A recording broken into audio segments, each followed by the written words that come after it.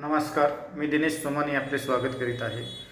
आज होणाऱ्या गुरु राशींतरा संदर्भात यापूर्वी आपण 2 व्हिडिओ पाहिले आहे। आज आपण त्यामध्ये चर्चा करणार आहोत कोणत्या राशीसाठी शुभ आणि काय उपाय करायला हवे। तर हे गुरु भ्रमण ढोबळमानाने मेष, वृषभ, मिथुन, कर्क, धनु, मकर, मीन या राशींसाठी शुभ आहे आणि इतर राशींसाठी काहीसे कमी शुभ आहे। परंतु याच्यामध्ये प्रत्येक व्यक्तीच्या कुंडलीमध्ये ग्रहस्थितीनुसार हे शुभ किंवा अशुभ परिणाम बदलू शकतात। यामुळे सरसकट एका राशीमध्ये 50-60 कोटी लोक हे प्रत्येकाला समान प्रमाण परिणाम भेटत नाही। त्यामुळे आपण आपल्या कुंडलीनुसार याचा जो काही परिणाम असेल तो अभ्यासावा।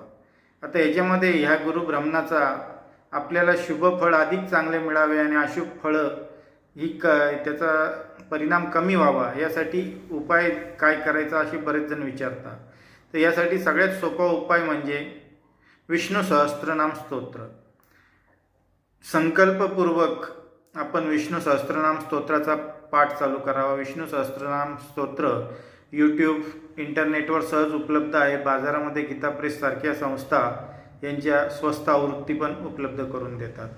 विष्णू सहस्त्रनाम स्तोत्राचा नियमित पाठ केल्याने आपल्याला या गुरु भ्रमणाचा उत्तम फायदा होईल।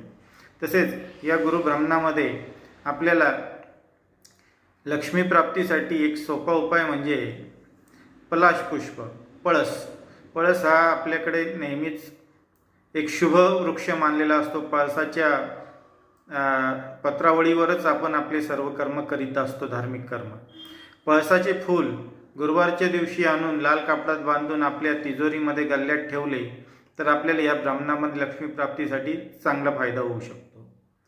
आपल्याला ह्या गुरु भ्रमणाचा तसेच आपल्या संपूर्ण कुंडलीनुसार आपल्याला कसे फळ प्राप्त होईल, आपले भविष्य कसे आहे, आपल्या समस्या कशा दूर होतील याची माहिती करून घेण्यासाठी आपण आमच्याशी व्यक्तिगत संपर्क साधू शकता। तसेच आमचे व्हिडिओ चांगले वाटत असतील तर आपण आमच्या चॅनलला लाईक, सबस्क्राईब, शेअर करावे ही विनंती। धन्यवाद।